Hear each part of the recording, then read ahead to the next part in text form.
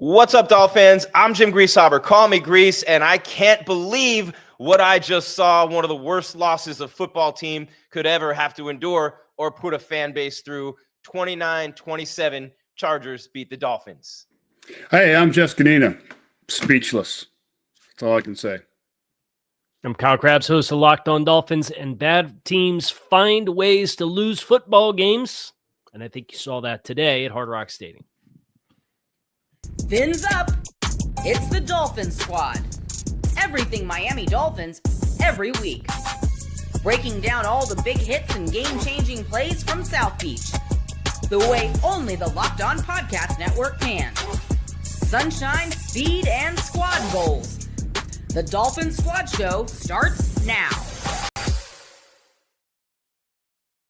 Well, I hate to break it to you, but ain't nobody going to South Beach tonight. I can guarantee you that. Nobody in a Dolphin uniform anyway after that debacle at Hard Rock Stadium. Jim Greasehaber, call me Grease. That's Z. Jeff Scanina in the middle. Boy, was he wishing he was on that field for those last two plays against Justin Herbert when nobody could make the tackle on a sack and bring him down, or make a tackle in the open field on a receiver, let him run right down the field and kick a game-winning field goal. And Kyle Krabs, host of Locked On Dolphins, who is running out of ways. Let's just say he's just running out of ways right now. Today's episode is brought to you by Mazda. Like our players, we sweat every detail except tackling, because when you make every move count, pulling off the unexpected is only the beginning. Stay tuned later for highlights in this week's Moving the Game Forward. Mazda, move and be moved. And Z, I have to start with you, man. It was so gut-wrenching to watch Tua Tagovailoa come back down the field. Almost perfect on that second-to-last drive. Absolutely perfect on the last drive. They get the two late scores. They take the last-second lead. Malik Washington doesn't get out of bounds on the second down play. On the last drive, they get the and when you somebody's got an echo, guys. But when you don't get out of bounds on that play, Malik Washington, the defense has to go back out on the field, stop Justin Herbert again. A couple of guys have opportunities to get him down. They can't do it. The second time, he completes it to Ladd McConkey, who takes it all the way down the field. Trader misses a tackle. Next thing you know, the best kicker in the game has a chip shot. 29-27, and the Miami Dolphins find a way. And I'm cliche on this one, but I don't care, to snatch defeat from the jaws of victory. Yeah, it was hard to watch. That last drive by the Dolphins, they're going down. They're methodically taking time off the clock. Yes, the guy went out of bounds. That hurts. I get it. But we thought we had a chance. They had a big return. I'm getting worried now. And now we can't get the quarterback down. I know he's a big, strong guy and he can move in the pocket, but it's inexcusable. The game's on the line. The defense is finally starting to put some good series together. They could have finished it off, and we talk about a whole complete different thing right now. But again, now we're talking about how bad we are, and this guy should have done this. This guy should have done that. Collectively, we're not playing good football. It showed on the last series for the defense. We just got to get our heads out of our asses and start playing some football here. Kyle Krabs, I said you're running out of ways. I mean, the group therapy, everything every week, it's just every single day for you right now, a lifelong Dolphins fan, and it's just been agony for years. But I can't imagine it getting much worse than this. The Patriots game, they score on a return, they give it right back. You know what I mean? The Panthers game, they're up 17-zip. They give up the lead. They take it right back. They give it away again. This game, you're getting hopes and glimpses all game long. Achane's on fire. Waller makes the big play late. Waddle had a great game. Tua was fantastic on the last couple of drives. They take the lead with less than a minute left, and they still can't finish the job. That could be 4-2, those three games I just mentioned. Instead, 1-5, and they just keep finding worse ways to lose, man. Yeah, I'm a Penn State graduate too, so I'm tired, boss. Like between the James Franklin firing and what this past month has been like for the Dolphins. Living's hard for football season, but you mentioned the close defeats from the jaws of victory, right? And how close you are to what would be a very respectable record. But to me, it's the first 7 minutes of this football game kind of is like a microcosm of the season, where you have an interception because we are kind of outside of structure, and then the receiver kind of stops and the ball's not put in a great place and it bounces off his hands. Okay, it's a mistake. Then you force a 58-yard field goal. You get called for a personal foul by getting on the long snapper. Everybody knows the rules. Like that's Matthew Butler takes a bad penalty rule there. That's a terrible rule. I watched that. Regardless of whether it's a terrible rule or not, you know what the rule is. Don't touch the long snapper. trash. That's a trash rule. Don't- We're No, playing it's not. offense. It Are we not Grease. playing football here, Z? He snapped the Grease. ball with his head down. Pick your head up and snap the damn ball. I don't want to see that. I don't want to hear that. That's crap. Being drafted as as a long snapper.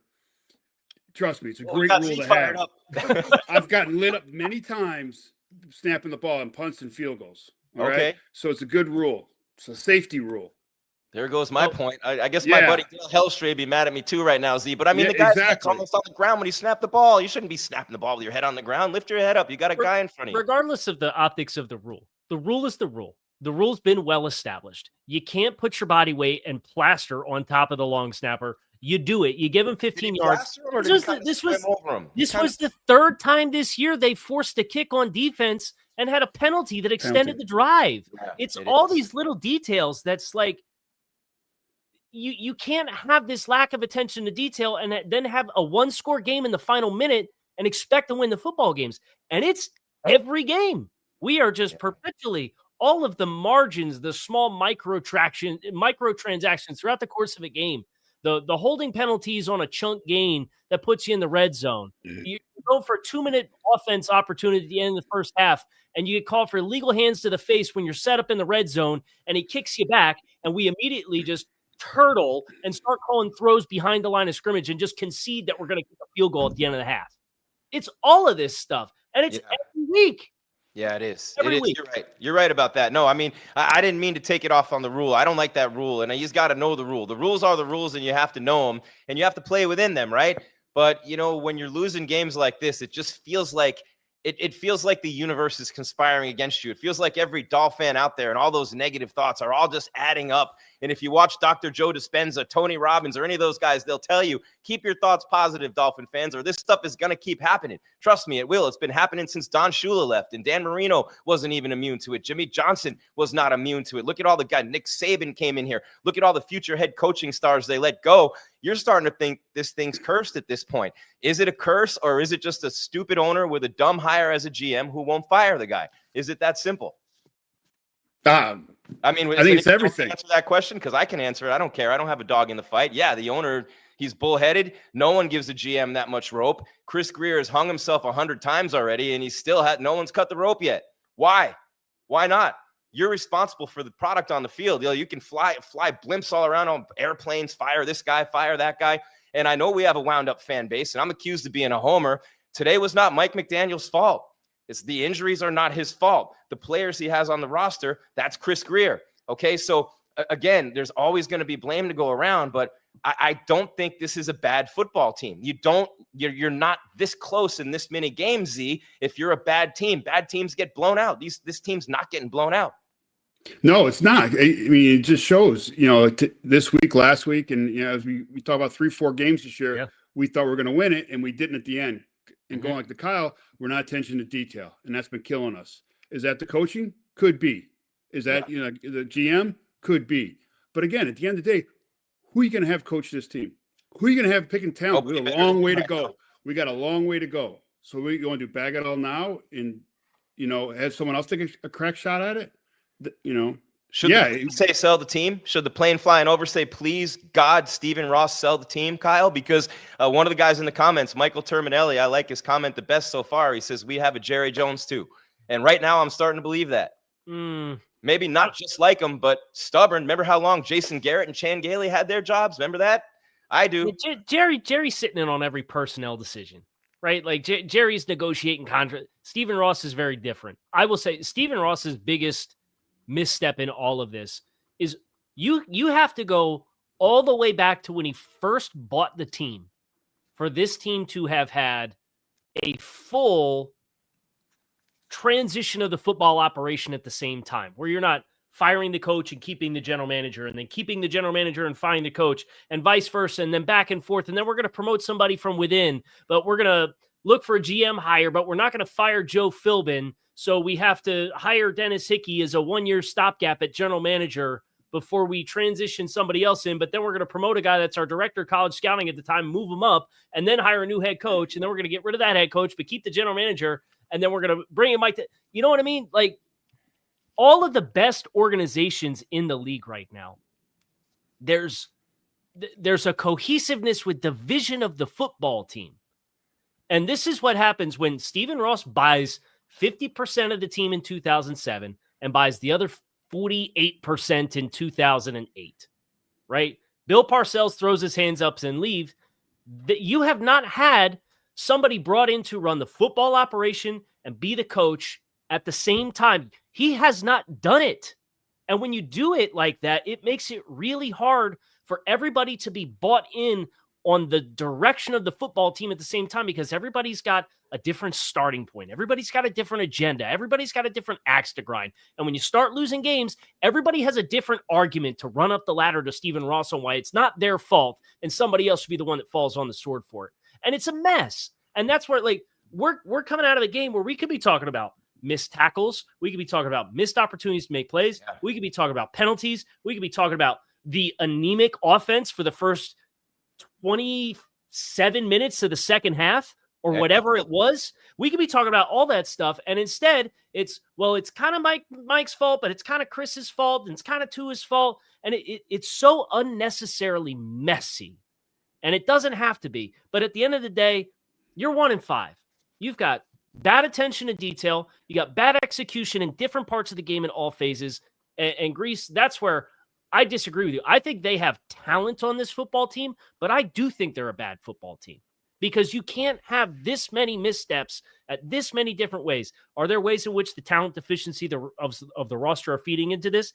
Yes, absolutely. But are there things that the guys that are on the field should be doing that are routine football plays, not overrunning Ladd McConkey in the flat, wrapping up the quarterback, getting his throwing arm wrapped up so he's not avoiding a sack on 1st and 10 and has a running clock on you? And all that stuff. Their last time out, Malik Washington, and then the kickoff return, as Z mentioned, to the 40. It's all of it. That ending sequence was straight. We can go there right now because I have some things to say about Tua. People are ripping him in the chat. You're about to get it in a second. I'm about to give it to you, so beware. It's coming.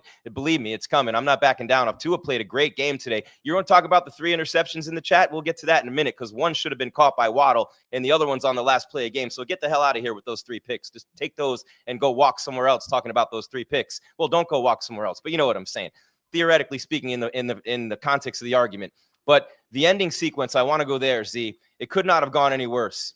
And, you know, the touchdown pass to Waller was incredible. He's wide open, beautiful play call, huge weapon. They had him on the sideline for most of that drive, just building up that energy. They talked about it on the telecast. He can't be out there every play right now. You want to save his energy for when you need it. Perfect. He's wide open, game-winning touchdown. So you thought, right? But the play before that, Malik Washington gets hit out of bounds. That's a rookie mistake. He's not a rookie. That's the worst play of the game by anyone in a Dolphins uniform. You stay in bounds, your defense doesn't see the field, and that game's over. They don't even have 2 plays, Z. Malik cannot go out of bounds on that play, number one. They can't allow the kick return to the 40. And then 2 guys had shots at Herbert on each one of those plays. It's nice to see a quarterback who's strong in the pocket, isn't it? Who can avoid with physical strength that kind of a sack. Herbert and Josh Allen, probably the 2 best in the league at that. And he showed it on those last 2 plays. And then Schrader misses the tackle on McConkey, overruns him, like Kyle said. So that whole entire ending sequence was just, it was almost like building to a crescendo of disaster. Yeah, it sure did. Like I said, when I saw that return, I was like, oh, God, because all he needs a couple passes, a good quarterback to get to a field goal. You know, because that field goal kicker can kick it long. You know, we saw it earlier in the game. So I was getting really worried. But, I'm going to go back to those 2 missed sacks. We got to get him on the ground, especially as a D lineman. You strive for that time of the game to be, the hero. You're a first-round draft pick. You drafted high. You're out there to do a job. You got to bring the dude down. We missed a bunch of sacks today. Even, some of our corners and, some pressures from the DBs where we're not going to the upfield shoulder and missing underneath. And Herbert's getting out there to extend plays against us. It's unexcusable. But when the game's on the line and the spotlight's on you, you got to make those plays. You got to bring that dude down. You got to gator roll him. You got to, wrap him up, so he can't throw the ball. I think he froze Kyle, but his point's really well taken. Yeah. I love Z's point. Can I piggyback off of that? Absolutely. You could talk about, you mentioned Josh Allen too, Grease, but even last week against Bryce Young, like we've manufactured some free runs at the quarterbacks, and whether it's linebackers running twist stunts or somebody running on a twist and looping up inside, and you're getting free runs down the barrel at the quarterback. And it feels like it's been 3 weeks now where you've had those opportunities. They're not finishing any of them. And it's really frustrating for We only sacked Justin Herbert one time for 1 yard lost. And they were on like their 4th string left tackle. And they were on a guy who hadn't started in 5 years at right tackle. And the pressure was good, right? Where Jaelen Phillips had a lot of constant pressure off the right-hand side when he was rushing against Bobby Hart, but we didn't finish any of those plays. And it's maybe we're a little too far upfield off one side, and then he's able to step up in the pocket and get out the B gap and get out to the right, or on the ones in the end game sequence, or he's just standing in the pocket and we don't wrap the arm. And it's that kind of attention to detail in those big moments that are literally the difference, because if you get those 2 sacks, you're backed up at 3rd down. The clock's been running the whole time because they don't have any timeouts, and now they're not at the 40 anymore. If you get the 2 sacks, you're probably backed up inside your own 30. So now you're in a 3rd long and late with the clock running.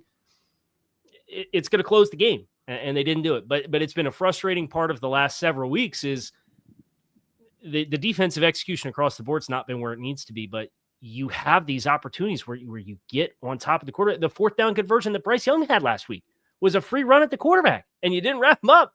And then he gets outside the numbers, and he makes you miss, and he jukes Bradley Chubb, and then he throws on a long developing crossing route across the middle of the field.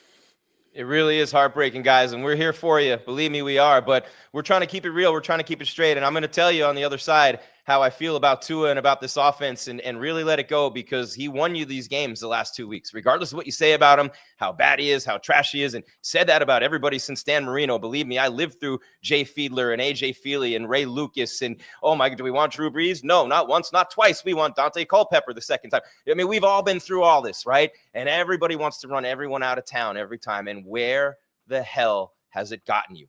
This is Dolphin Squad Show on the Locked On Podcast Network. Your team has gotten you nowhere. I'll answer you that question. It's gotten you worse and worse and worse and worse and worse and worse and worse, to the point where you're wondering if you're cursed. You're the Miami Cardinals right now, for crying out loud, a laughingstock of the NFL. A once great and proud franchise with the beacon of Don Shula has become this. Man, oh man, it really is depressing. 29-27, the Chargers win. It's Grease, it's Z, it's Kyle. We are here and we are free on YouTube live right after the games. And then, of course, we upload, you download Spotify, Apple, iHeart, Stitcher, Podbean, wherever you get your podcasts. Then on Roku as well. You're down with OPP, no OTT. Over-the-top television, free on Roku also. That's Kyle, that's Z, I'm Grease. And we got a couple of things to tell you about, a couple of good offers from our sponsors. Maybe you can drown your sorrows a little bit. But this is Dolphin Squad Show on the Locked On Podcast Network, your team every day. And I get a chance to tell you about Mizzen and Main. You know the saying, look good, feel good, right? The problem is that most dress clothes only check one of those boxes. They look sharp but feel stiff, hot. Maybe they're high maintenance. That's why there's Mizzen and Main. Mizzen and Main makes classic menswear with performance fabric, so it's effortless to look sharp and feel comfortable. They actually invented the performance fabric dress shirt over 10 years ago, and they've perfected it ever since. You know, Mizzen and Main, really comfortable, looks great, feels great, stretchy, doesn't scratch, doesn't itch. You don't have little fabric coming out, little strings all over you all the time. It just feels really good wearing it. You can go from the office to dinner, even out on the golf course, and still feel comfortable all day. It's the feel of athletic wear, but the look of professional menswear. And right now, hey, it's your tomorrow. Mizzen and Main is offering our listeners 20% off your first purchase at mizzenandmain.com with the promo code LOCKEDONNFL20. That's Mizzen, M-I-Z-Z-E-N, and Main, M-A-I-N.com. Promo code LOCKEDONNFL20 for 20% off. And if you'd rather shop in person, you can find Mizzen and Main stores in select states. For Mizzen and Main on the Locked On Podcast Network.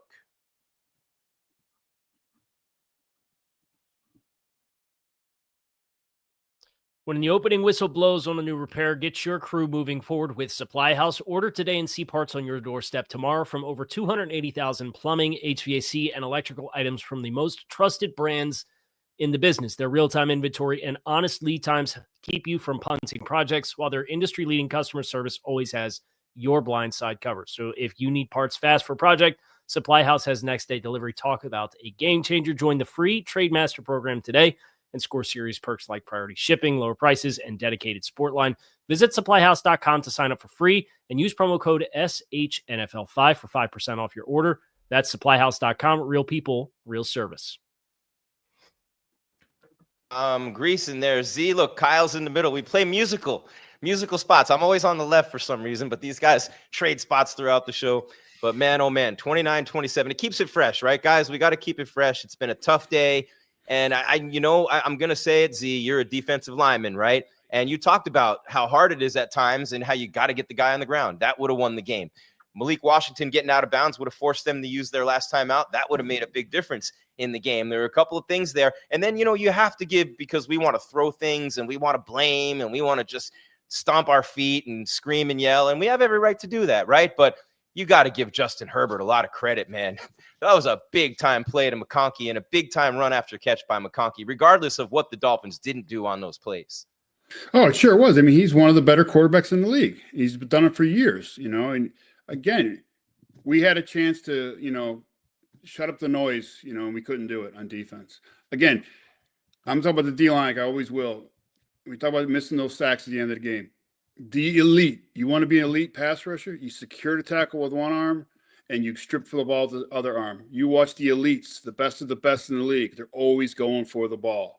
So you're always going for that arm. So you get a chance to either pin it or knock the ball out. And we just went and tried to do like a little tackle on the guy. You can't do that against a strong dude. It's the same back when I played with Ben Roethlisberger. You ain't bringing him down with one person. You all have to get there, but you have to trap that arm because that dude was big and strong, and he could launch it with no step in it.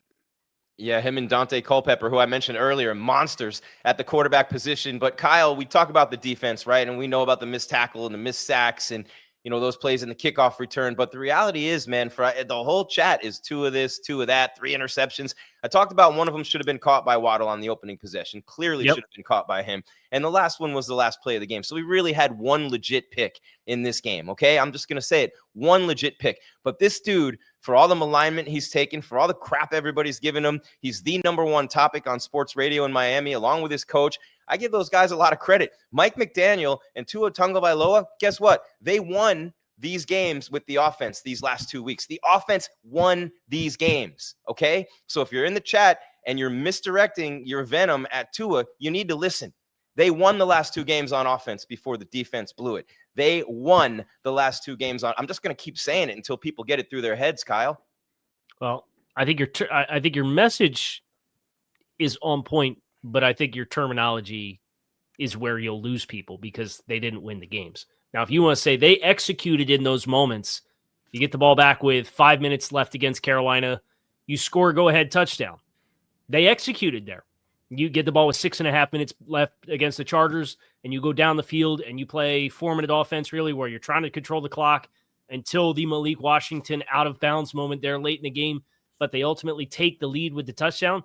I agree. Like, there should be credit given, but when you lose the game, the credit doesn't matter because it just becomes all the missed opportunities throughout the course of a game. But yes, and I said at the beginning of this season, it was after the New England loss, like, I want to see the opportunities at the end of the year or at the end of games. I want to see the ball into his hands where you need a touchdown to tie or win the game. And I want to see what you do with those opportunities.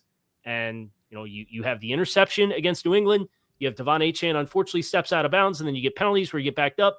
And then we go into our shell with our play calling because we don't call if we get backed up in beyond 10 yards.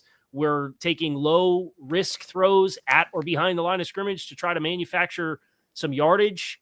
And I think that conservative piece of the puzzle is, as you kind of work through why that happens, I think you can have conversations about the play calling, the offensive line, Tua and the arm strength. All those things kind of create this muddy mess there. And I think a lot of things can be true at the same time in that regard. But to your point, yes, the last 2 weeks, you've needed a touchdown in the last 5 minutes of the football game, and you got it. And unfortunately, you can't play complimentary football at the end of the day, and you give up 27 and 29 points, and you lose 2 more football games. And Z, I don't know if you can hear me. Can you hear me, Z? I can hear you. I can't hear Kyle. Can't hear Kyle all of a sudden, but I can hear Kyle. But Z, well, I'll talk to you and Kyle. Well, I'll be the interpreter, man. It'll be like Charles Oliveira in the Octagon in Brazil last night. We'll have the interpreter for the interview, and I'll be the interpreter. I'm getting killed in the chat, by the way. There's a lot of someone tell the bald dude to take some Rogaine and leave football to the men. I love this. So Rogaine won't work, by the way, at this point. Nutrafol might, though. I'm going to give it a shot. Sponsor of the network, and you should too, and every guy should if you're losing your hair. But anyway, and I look way sexier without it. So you can choke on that comment. But I'll tell you this, guys, and Z, when you get back out on that field, I mean, look, you as a defensive lineman and as a leader, as a future coach, when you were playing, I know you were playing on teams where the quarterback was getting dragged like Tua is. I can't think off the top of my head who it was and when it was, because you played for so many teams. No disrespect, I love you, but you'll remember, right? When your quarterback's getting dragged and you know that, hey, this guy, as a defensive player, you're like, hey, this guy won us these games and we lost him late. When or if that ever happened in your career, can you just kind of talk about that feeling as a defensive player to hear your coach and your quarterback getting dragged like this when you know you could have won those 2 games? Yeah, I mean, it's happened a million times, but defensively, you always want the game on your back. You want to win those games. You don't want to have your quarterback, heroic in the fourth quarter to bring you back and you're still playing bad defense. You always want to be up front and we want to take over.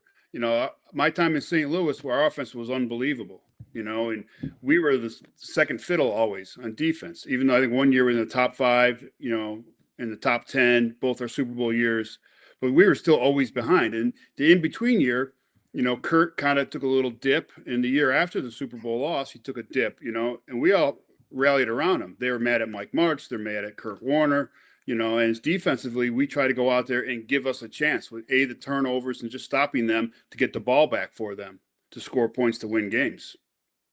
Yeah. And Kyle, when I think about this situation, right, when, Mike is the offensive genius and Tua is the QB and the weapons, and Waddle has really stepped up and become really good as the number 1 option, right? He had one go through his hands, was an interception today, but he stepped up. And Achane was fantastic. They hit the perimeter in the run game, which is something we've been talking a lot about on this show, and others have also.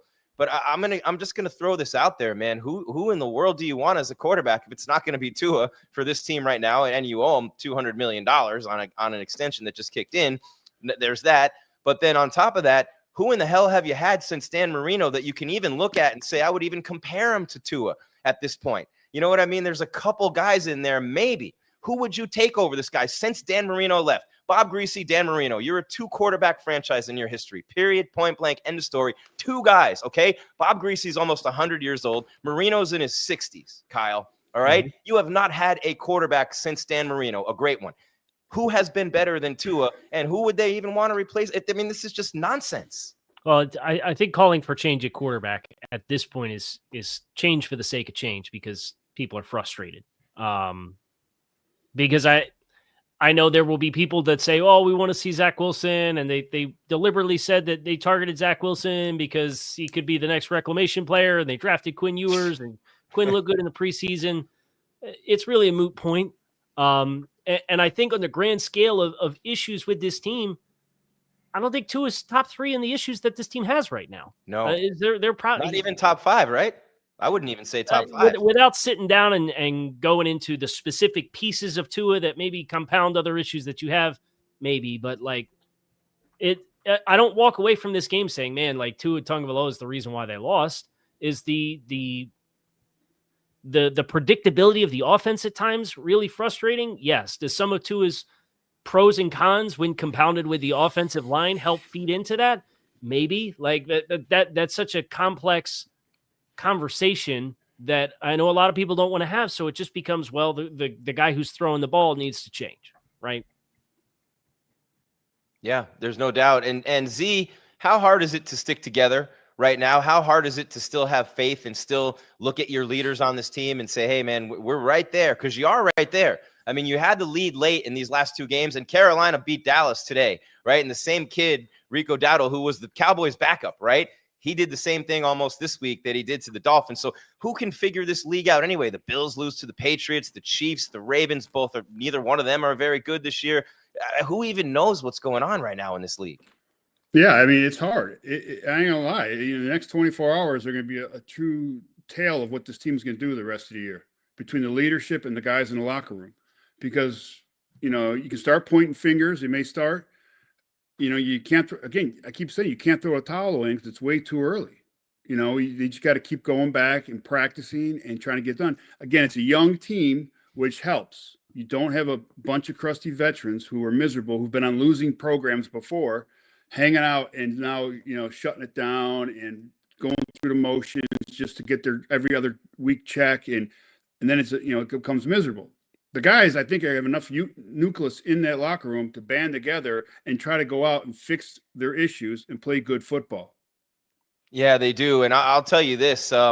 You wasted Dan Marino, and this is what you get from the football gods. No, I'm kidding. I mean, people are going to start saying that before too long. I mean, you couldn't win a Super Bowl with Dan Marino. I mean, the football gods are going to go, hey, we gave you the best quarterback of all time, and you didn't win a Super Bowl. So, man, good luck winning another one. This is Dolphin Squad Show on the Locked On Podcast Network, your team every day. But to Kyle's point, I mean, I'd say top 5. I mean, Tua's not even in the top 5 reasons that this team is playing the way it is and losing. I'd say injuries has to be right at the top, especially in the secondary. Defensively, every team deals with them. Maybe we'll get into that on the other side. Maybe we won't. We should. You want to? Okay, we will. Yeah, let's I didn't do want that. to speak for the group, but we will. Yeah, all right, I'll that. tell you about Mazda, and then we'll do that right here on Dolphin Squad Show, Locked On Podcast Network, your team every day. Kyle, Z, and Grease.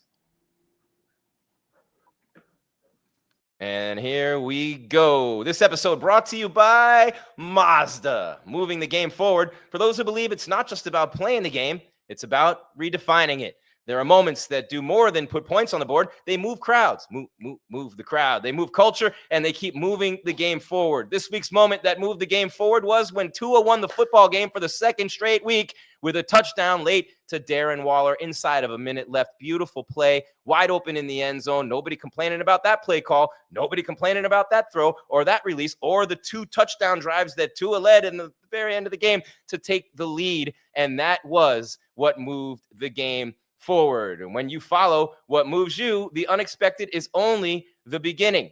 And just like there's more to every highlight, there's more to a Mazda vehicle. Mazda, move and be moved. On the Locked On Podcast Network, your team every day. There they are. All right, Z, can you hear Kyle now? Did it bring back in? Yeah. No, Hey, what's up, buddy? 1, 2. We got everybody back. I Okay. can I hear missed you there for a bit. You're out of Kyle jail. Well, yeah, I'm sure he was throwing daggers in my back from my comments. So. Nonsense. Oh, you should have heard him, man. You should have heard. Right, guys, in the chat, tell Z what Kyle was saying about him. Yeah. No, but seriously, guys, I love my role on this show. Z, you should too, because no matter what we say, we can't mess up Kyle's audience. They love him that much. So I can be Rowdy Roddy Piper in this thing. I'm loving this right now, man. I can just go smash Jimmy Snook in the head with a coconut. Whether it's pop or heat, heat is still good reaction, right? Heat is good reaction, right? And we can't mess up Kyle's audience no matter what we do. Good job, Kyle, building up this audience. But, man, I'm talking nonsense going into the break because I don't know what else to do. I might as well just go because that would be better than almost any analysis anybody could give at this point because might be a better explanation for what we just saw than anything else we could say.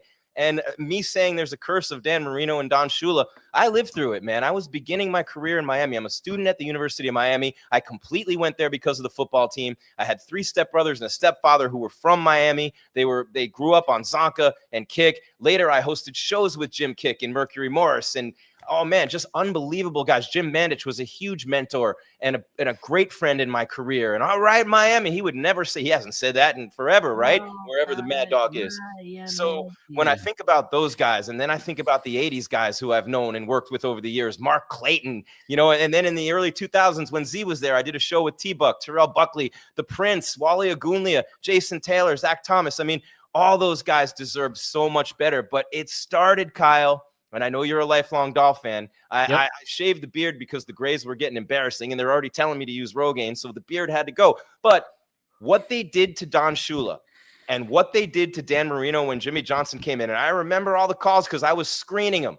I remember when I started as an intern briefly on Hank Goldberg's show. And I remember going to Sports Talk 610 with Defo and the Mad Dog. I remember every call to Joe Rose when he had black hair, jet black hair, the young big dog. I remember every freaking call 30 years ago. Shula's a bum. The game's passed him by. Jimmy's right here in the keys. Get this old man out of here. He doesn't know anything. He can't even win with Dan Marino. Then it was, Dan Marino's shot. He's done. He's toast. He's faded. He can't win anymore. Let Jimmy have his own people. Jimmy doesn't know how to win. Get him out of here. I don't know that people aren't still paying for the sins of their forefathers on those things, Kyle. And of course, I'm being ridiculous, but I don't know what else to say. Let me say this. I do think the standard of football set by Don Shula creates a very high bar, right? And I think that's where it took me a while because I'm a lifelong Dolphins fan, but I was born in 1989, right? And I don't say that to make anybody who's listening or you guys feel old or anything like that, but like Guys, I got hooked Z was on like 10 when you were born. end stage Don Shula and Dan Marino. Like that, those were the guys that hooked me into Dolphins because I'm not from South Florida, right?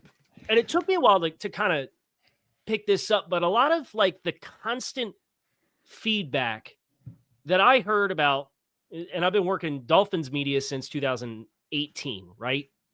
It's the same talking points, and it's the same kinds of things that were the Don Shula isms. In every game, you have to block, you have to tackle, right? And you have to play well along the offensive line, and all the Hall of Famers and the heritage of this organization, and not seeing that on a consistent basis, and the elite gold standard of Dan Marino. Like, I get it, but I just want to come out of the break. I'm sitting here reading the stuff that's coming out of the press conference. Tua Tagovailoa in his post-game press conference. Players have been late to player-led meetings this season, and some players have missed meetings. Guys, these guys just need a kick in the ass. Yeah, this is unserious stuff. Wow. This was all the talk all offseason about how focused we are, and the culture's so much better, and we got it, and we're dialed in, and we spent so much time together so we can be so close-knit and have so much accountability to each other. And you made it 5 freaking weeks. And you got guys rolling into meetings late, and you got guys missing meetings. It's nonsense. And that never happened under Don embodiment. Shula. I know that. Whether you think this is the curse of Don Shula and Dan Marino or not, these guys don't get it. And I don't know who needs to get in their ear and make them get it. And the conversation about whose job that should be and whether they're doing that is a separate conversation. But I'm at a 12 out of 10 all over again just because this is coming out. And it's like, you guys talk the talk. That's awful. The awful. mantra this year is they talk, we do. Who's doing anything? You guys are doing the same thing you did last year, which is not showing up to meetings on time and being accountable to each other. And then you have bad attention to detail on game day, and we sit here and we get mad. They don't care. They don't care, so why should the fans care? Stop paying the owner to put this crap product on the field, and it's not complete crap. God. But you're putting money in the owner's pocket. Look, Wayne Huizenga couldn't win with the Dolphins. He wins with the Panthers, right? Or he went to the Stanley Cup final with the Panthers, didn't win. Won with the Marlins, right? But not with the Dolphins. And Z, what is that? And I have some things on the QBs in a minute. For those of you who talk about Herbert or Allen or Mahomes, and I tell you who the actual stat leaders are for quarterbacks this year, it'll blow your damn mind, and I'm about to. But Z, first things first, man. As a guy, I know you because I interviewed you a bunch when you played, and I know the type of dude you are, and I know what type of player you were. I can't see – this is something the players have to police themselves. These are players-only meetings that Kyle talked about, players being late to. I can't see you putting up with that crap without you jacking somebody up in the locker room, bro. I don't see that happening on a Z team, a Jason Taylor team, a Zach Thomas. I just don't see that happening, bro. Well, first off, I'm totally against player-only meetings my whole career. Nothing comes good out of it. Wow, okay. Nothing. Tell us why. The structure's not there, right? Exactly. You got people. Usually the people are talking are the ones that are late for the meetings, the normal meetings, the guys that are making all the mistakes in the games. Usually those are your guys that are throwing these meetings together. I've always been against it. My last year of playing, we had one. We were winning, playing bad defense. The guys called the meeting. The guy that called the meeting sat out of training camp for a new contract. Never got a new contract, but wasn't there for training camp. He sets the meeting. He's 20 minutes late for the meeting. I wasn't going to go because I'm against him. Nothing good comes out of it. But I finally went and sat there and then aired my grievance about it. You know, player-only meetings is when the ship is sinking. Philly supposedly had one. Oh, no, it was just a conversation in the parking lot. That's what finally came out, right? Right. It doesn't make a difference. The meetings you have to be on time for are the coaches' meetings, the treatment, whatever other meetings that they have, rookie meetings. Those you have to, and you get fined heavily. Now, if they're getting fined, who knows? I don't know. I'm not in the building. I'm not in charge of that. Coach tends to slip in. You see what happens. You know, someone could say no, someone could say yes on the fines. Those you can't be late for. But a player-only meeting, I get it. You can be mad about it if you were the one having the meeting. But again, at the end of the day, half the cats in there just to be in there to waste a half hour, 45 minutes. That's a great take, man. I was not expecting that, Z, at all. No. Not from you. Not at all. No, that's again, I was a guy that showed by example. I was always early. I made coffee in the morning for everybody in the building because I was there at 4:30 in the morning. You and Junior. Yeah, exactly What's up, right. buddy? That's right. We'd show up, we'd Oh, start you our and workout Junior at stay 5 out. o'clock. Yep. You So guys yeah, beat the coaches there, man. You guys were there before the coaches in the morning. So if anybody had a Yeah. right to call a players only meeting, it was Junior Seau. Do you ever remember Junior or any of those guys doing that? no, because Junior had the same belief as me. You worked on the field. You had your meeting on the field during practice. You discussed your problems and everything. You didn't sit in a conference room or a meeting room and talk about it because talk is cheap. Again, my ears lie, but my eyes don't. That's how you live by it in the NFL. You could say whatever you want to say to me, Grease, and I'm like, okay, I'm not going to believe it until I see it because the eye in the sky don't lie. Idea with me, by the way, Z. That's that's a great idea. Exactly. Yeah. Tell my kids, do as I say, not as I do. You know, you'll be the best kids ever. But Kyle, I'm not in the building either, man. But I'll tell you this: when you have this lack of accountability, and Tua sounds like the little kid who's trying to be a leader on the playground, going, "Come on, guys, we need to do what the teacher says," and everybody's going, "Man, you're a get away from me, teacher's pet. Come on, guys, we have to go here, we have to go here," and everybody's going, "Man, we're not listening to you. Get out of here." I almost feel like Tua, it's in futility for him right now, trying to be a leader of this team.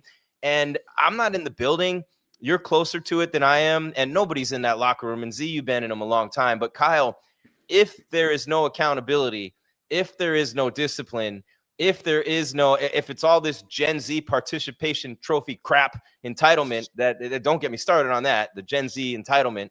But man, oh man, I want to make $200 a year and work 4 hours a week. Yo, good luck with that, bro, sis, whoever. But anyway, this isn't anything about that. It's though, if you don't have accountability and your players don't respond to you as a leader like they did to a Bill Parcells, or don't tell me they can't do it in the modern era.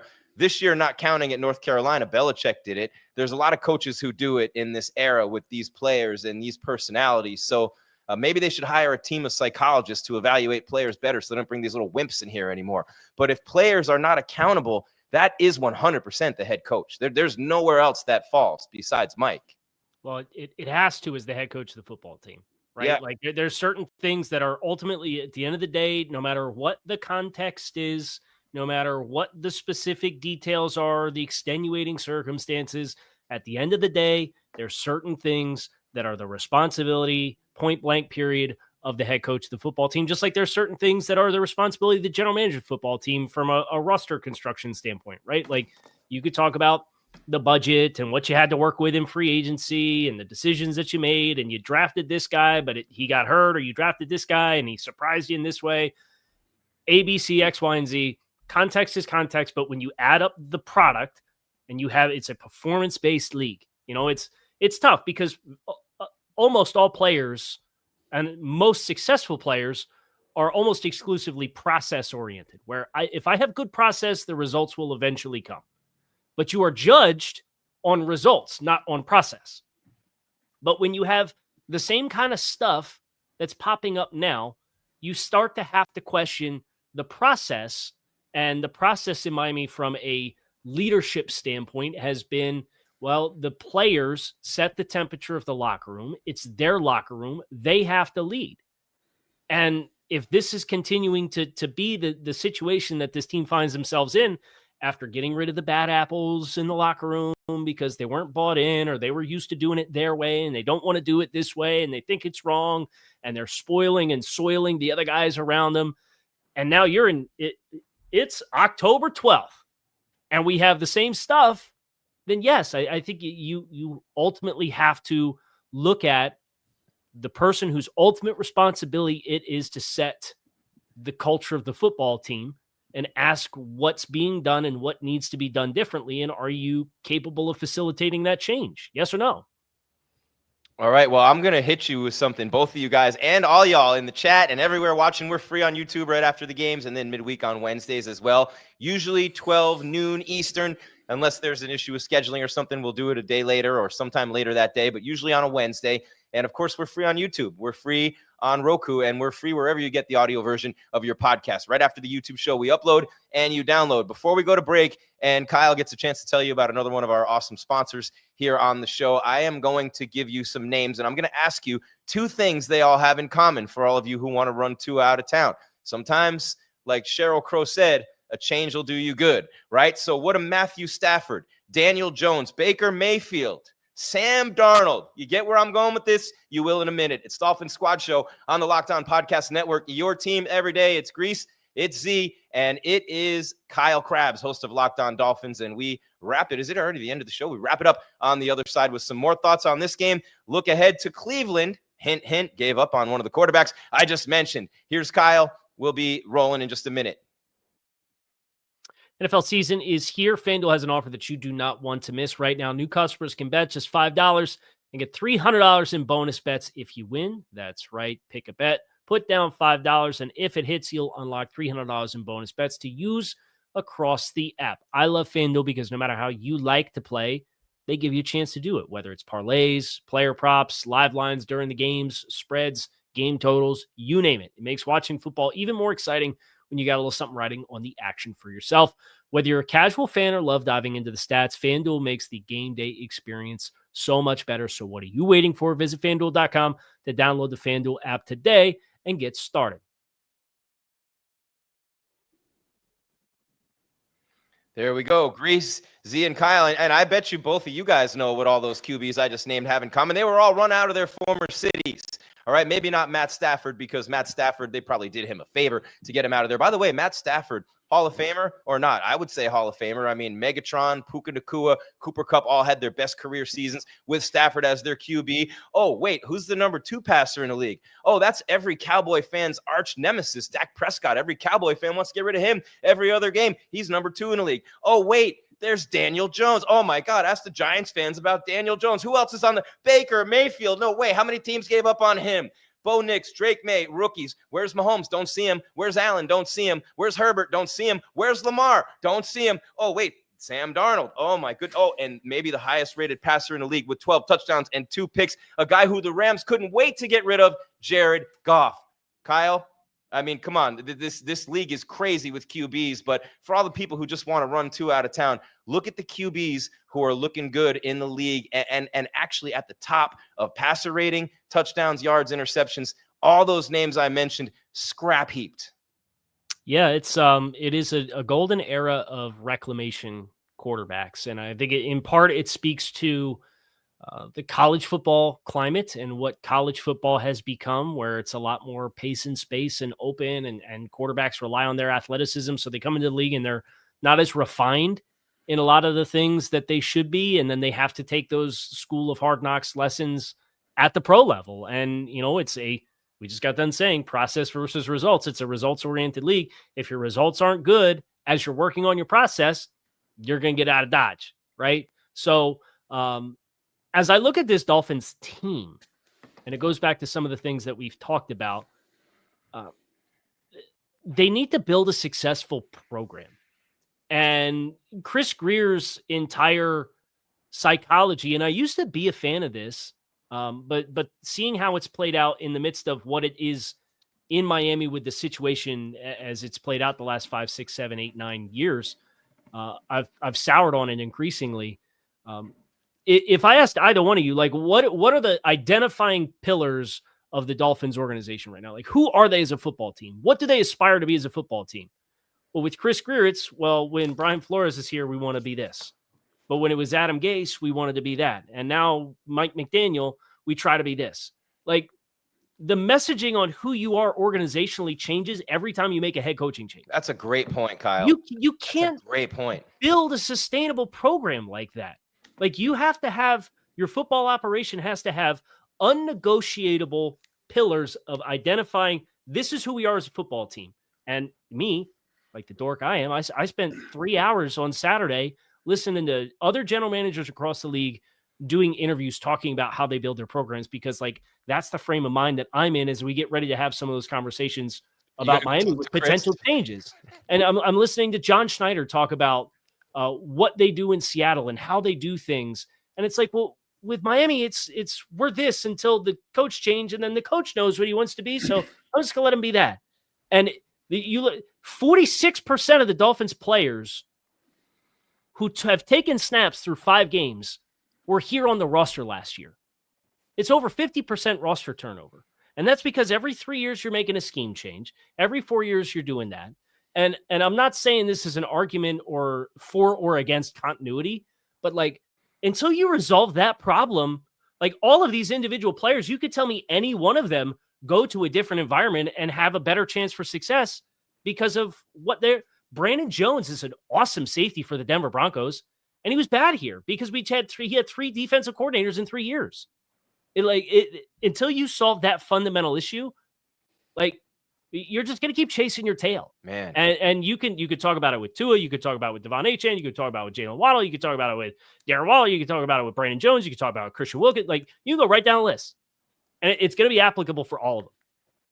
That's a great take. Z, I don't even want to say anything but get your response to what Kyle just said, because look at the Patriots, man. They had a culture. They went outside of that culture. Well, they didn't really try to go outside of it, but they had the wrong guy they brought in after Belichick. Now they have Vrabel back, and that culture's right back locked in the way it was. But it starts with Robert Kraft, and he always made sure everybody knew it started with him, right? And Brady was a part of that, and Belichick was a part of that, but it started with Robert Kraft. And unfortunately, Don Shula didn't leave much of a coaching tree, right? So there was no Parcells or Mike Holmgren coaching tree coming from Don Shula at the end. It just wasn't there. Go back and look at his assistants. It wasn't.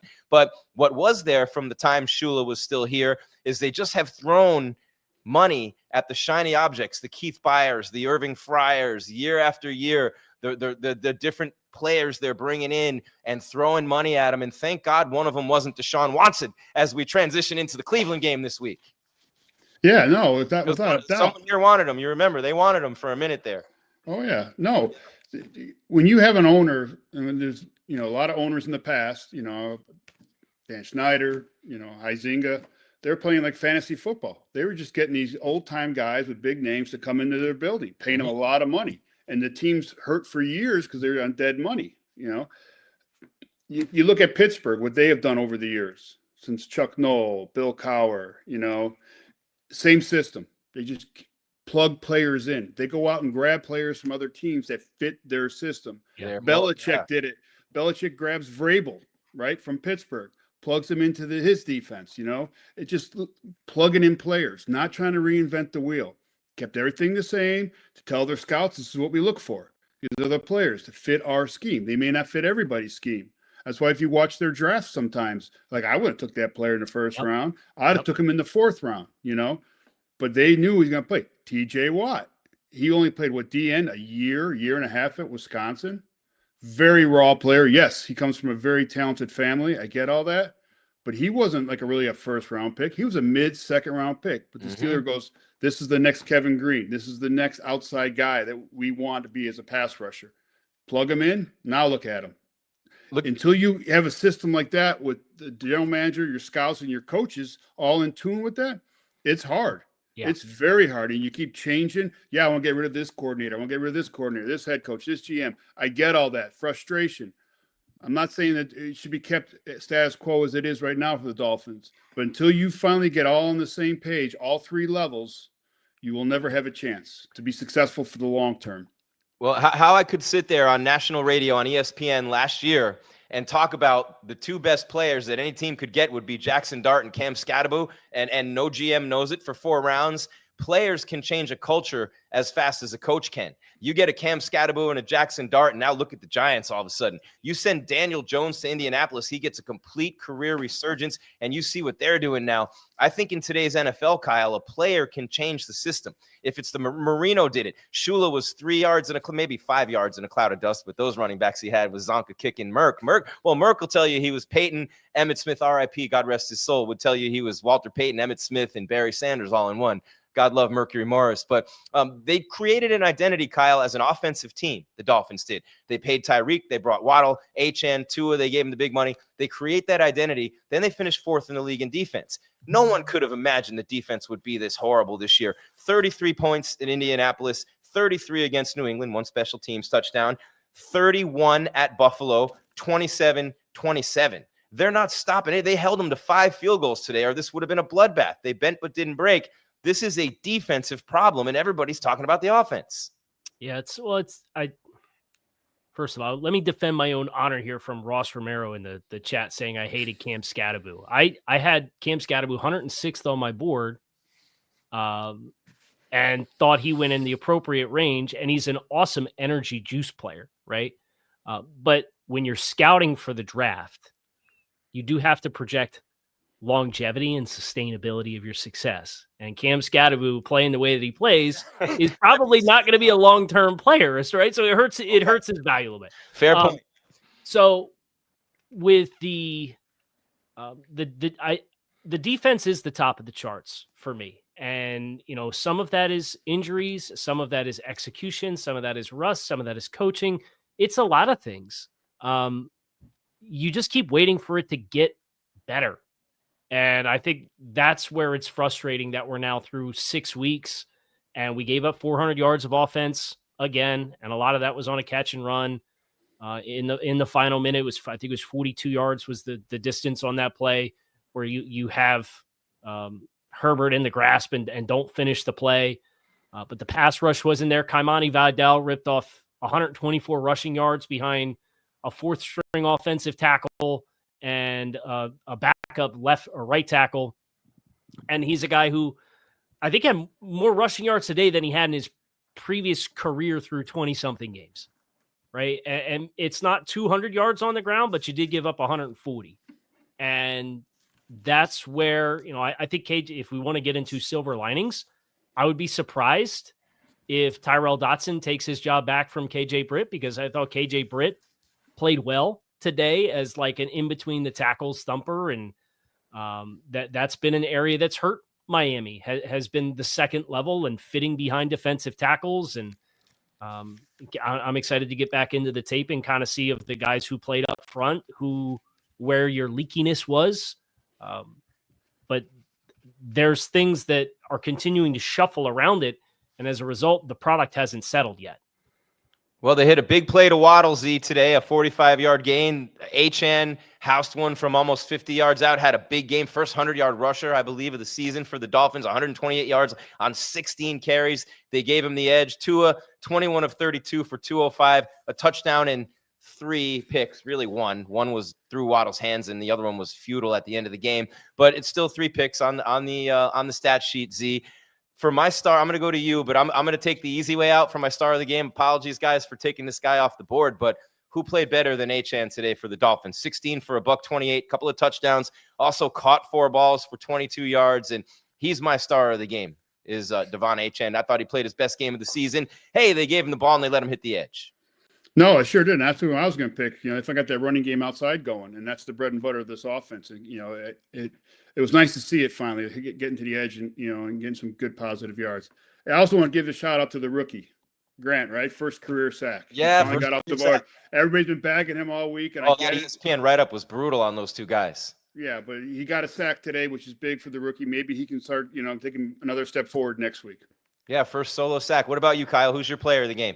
Yeah, if Jaelen didn't have the drop, I'd probably, just to be different, say Jalen Waddle, but he did have a drop that led to points directly for the Chargers in the first possession of the game.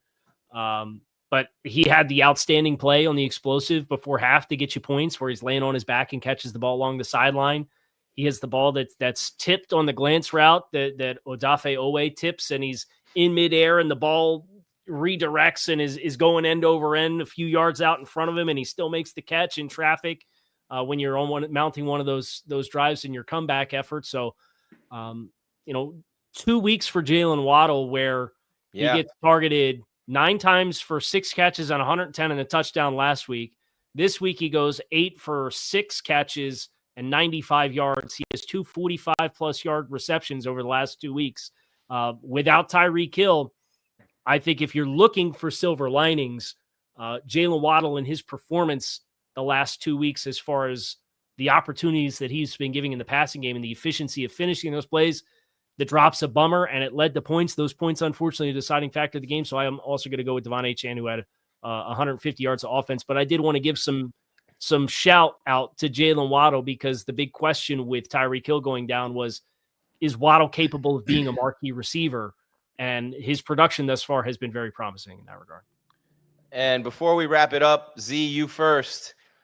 If there's a worse organization in the history of professional sports, I don't know that there's one that could ever top the Cleveland Browns. And thank God for the Dolphins. Careful. They get to play them this week. Careful. Yeah, no, I mean, Cleveland's had their issues. I mean, you guys talk about getting rid of our quarterback. How many have they gone through over the last, Baker 41, 42? What a, You know what I'm saying? So, they have their problems too up there. I mean, I know they're playing good defense, so that's going to be, a good test for our offense. And, as defensively, we got to come out and take another 3-4 steps forward. Dylan Gabriel versus Tua. Will Shedeur get in the game? That's the biggest thing with Cleveland is Stefanski and Shedeur, and he's got to talk. He hates Shedeur, and he has to talk about him all the time. It's amazing the hate that Deion's kid gets for no reason. It's ridiculous. Well, maybe there are a couple of reasons, but Kyle, what are your thoughts right now? And we'll get into this a lot more on Wednesday, but as we turn the corner into the Cleveland Browns game, what are your initial thoughts right now? Well, that's a Browns team. I obviously didn't see how they played today against Pittsburgh. I know they lost because obviously I was dialed in on this game, but they're a team that can run the ball.